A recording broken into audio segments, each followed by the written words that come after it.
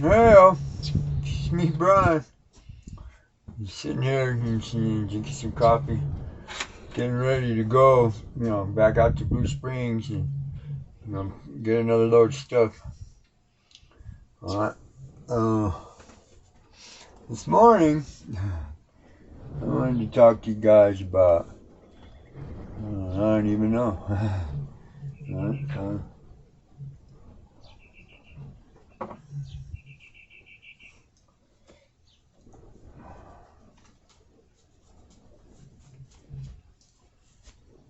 Family stuff. No, not family stuff. People stuff. Uh-huh.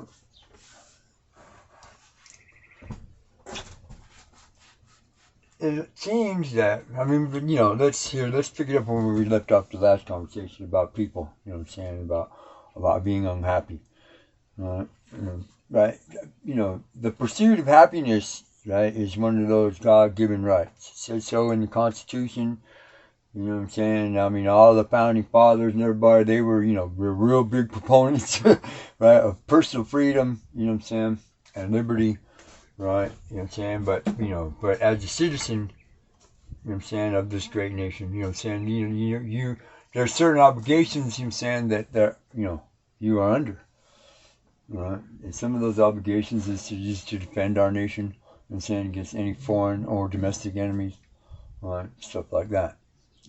Well, I believe that, Mr. Hamilton and Mr. Jefferson, Mr. Jackson, Mr. Franklin, and, George, right, and, a few other guys, Adams and his son, right, I believe that those guys, what they had in their mind, was, we fought for this. This is ours, right? It belongs to us, right? So therefore, all of us, we need to, be part of it. We need to participate, in the governance of our nation, right? Since we have decided to become a nation of laws, right? Okay, now, this is the idea, this is the premise behind America, all right? And in the beginning,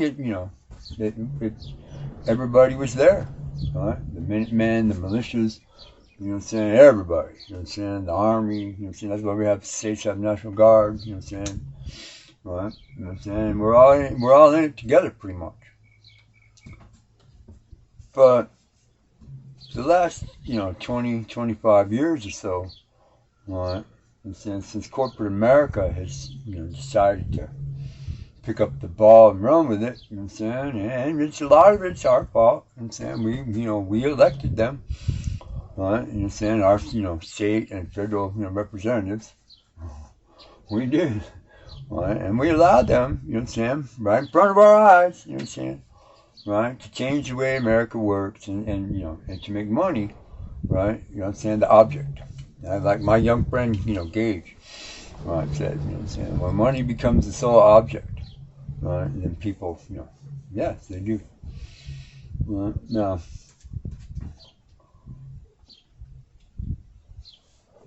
when you couple that, with the idea of more, right, and I know I didn't, really explain it very well, right, but when you couple that with the idea of more, right, this mindset goes beyond, right, what's, that mind, that feeling of nation, right, that feeling of, right, pride in themselves, and in their, stuff, right, and why, and they don't ever remember the reasons why they worked so hard, right, or why they put so much effort into whatever it is, that's making them unhappy, because a lot of times they don't even realize that they're unhappy. Right, they just don't know why, they're not happy. Right, it's kind of funny, it's. Let me think about this for a second. It's that notion, that the more you have, the happier that you're going to be, because you have everything that you've ever wanted. Well, there's in the traditions, Right? There's this saying that goes like this. It says, you must absolutely be careful for what you wish for, right? Because you just might get it. Right? And a lot of these people, right, they wish, right, to be happy, right? To have things, you know what I'm saying? To be, you know what I'm saying, a better person. Right? Well, they got all that. They got, they got a killer job and they make a lot of money. They got a lot of cool toys and stuff, you know what I'm saying? Anybody would kill for it. Hell, people in the streets, the cities are robbing and, stealing, ripping and robbing to get to that stuff. Right? Right? They can do or go anywhere they want, right? And enjoy. So they got what they wished for.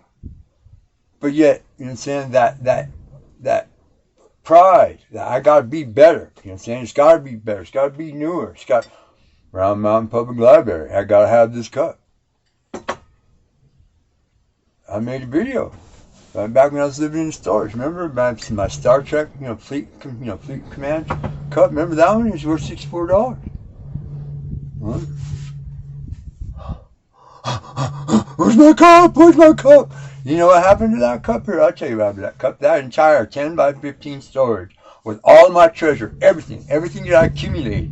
You know what I'm saying? Since the last time I got out of jail, you know what I'm saying? I gave it away. Didn't sell a piece of it, not one. I did not make one red dime off any of that. And there was thousands of dollars worth of stuff in there. There was some really cool shit. I gave it away because I couldn't bring it with me. I couldn't pack all that shit up, carry on the bus. And what was I going to do with it when I got here? Right? Where was I going to put it? I'm saying, Teresa barely squeezed me into her little camp trailer so that the two of us could have a place to stay during the middle of winter. And up here in the valley, it's going to go no the sun. Well, where at? Right? Did it make me unhappy? No. Right? Did it make me even happier? Well, in some cases, yes. Because now I didn't have to worry about it. Now I didn't have to deal with it. Now I didn't have to be like Smog, sit on top of my treasure pile in my cave hole, waiting for the next crazy, night dude to come try to stick me. And here's another reason why. Because in the back of my mind, I knew that Teresa promised me. She gave me her word as a mature adult female. Right, that she would not let anything bad happen to me. She wouldn't let me die. She wouldn't leave me stranded out here. She gave me her word, and I believe her because I know Teresa. I've known her for a long time. I believe her. When you have that self-respect for yourself, you recognize other people that have it, and you trust them. It's one of the components of happiness.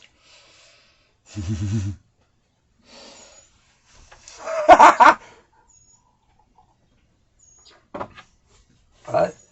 The people that I gave it to, did it make them happy? Oh, yeah. My niece Samantha, she was extremely happy. She was so happy she kept it all for herself. And some of the stuff that I promised her husband, Bobby, right? Bobby didn't get it. He didn't even know it was in the pile. Right? Until, later on, we were having this conversation, and I asked him, hey, man, did you get that shit? Hey, man, blah, blah, blah. He's like, what shit, bro? I'm like, yeah, okay, see? The root of happiness right here at this point in time seems to be greed, right? Selfishness, right? And then the idea of more. That's what fuels this mindset. All right? Now, was Bobby upset about it all? Not really. He's already got a ton of shit that he doesn't know what to do with, that he keeps locked up in his shed. Right? And then he goes in and plays with every once in a while. Right? Yeah, it didn't make him unhappy. It irritated him a little bit that his girl, kind of burned him that way, but people are people. Once you drop into that, idea of more, right? You know what I'm saying? And that's what's fueling your unhappiness, but you don't know it. You know what I'm saying? Then, sky's the limit. I mean, these people will do just about anything, right? In order to gain more, right? You know what I'm saying? And it seems sometimes, right? And some people have this kind of personality, right? It seems sometimes that they feel better, right? And so when they take it away from you.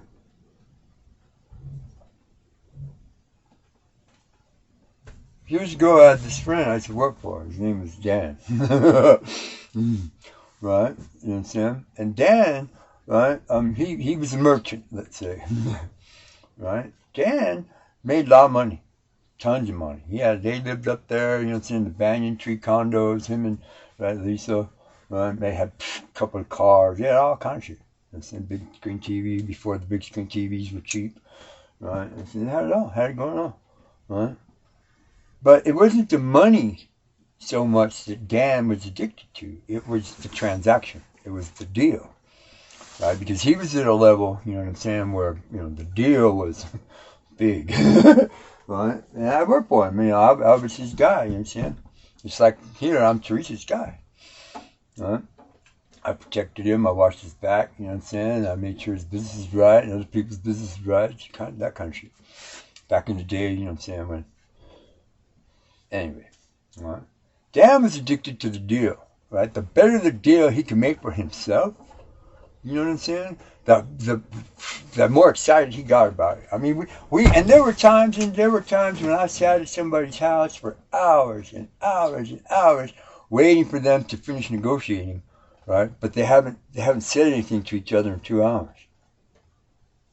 Right? And each one's trying to outfox the other because they know, both of them know, right, that X has got this much value. And either way you look at it, right, both of them are going to get X out of this. Right? So it was every day after day after day. I worked for Dan for like 4 years. I made good money, paid me great. I did some, you know, rough shit for it, but you know what I'm saying? I got it. Was I happy? I'm always happy.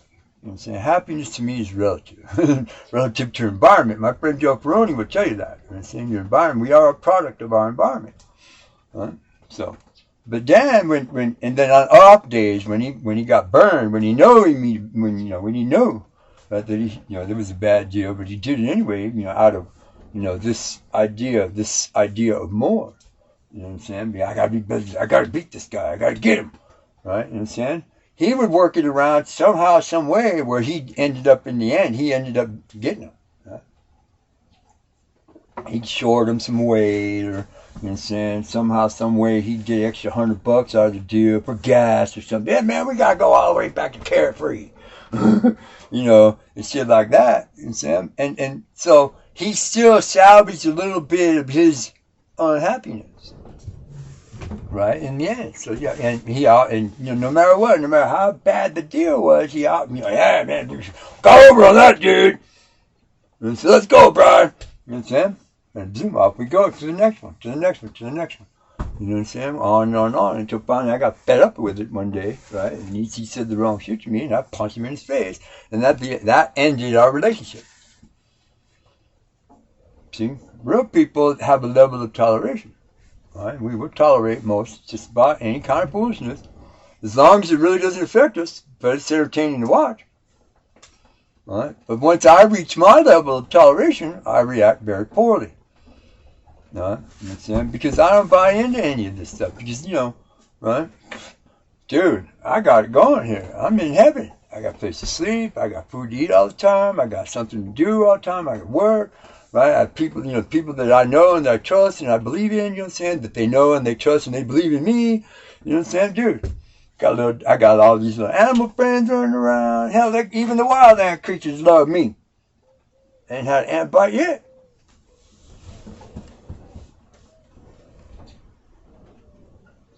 So, the next time, you know what I'm saying, you get this crazy idea in your head that, you know, Round Mountain Public Library coffee cup is, you know, is your most valuable possession, and that you'll, you know, right? And you gotta have one no matter what, because you seen Brian on YouTube and he had one. Right? You need to slow down a little bit. Right? You need to rethink that. You understand? It's just a freaking coffee cup. What if I was using this old steel camp cup? Right? Would you go run out and buy one of these? Right? Knowing full well that when you put the hot coffee in it and you try to drink it, the steel camp cup is going to burn your lips. Lemmings to the sea, my friend. It's me, Brian. Good morning.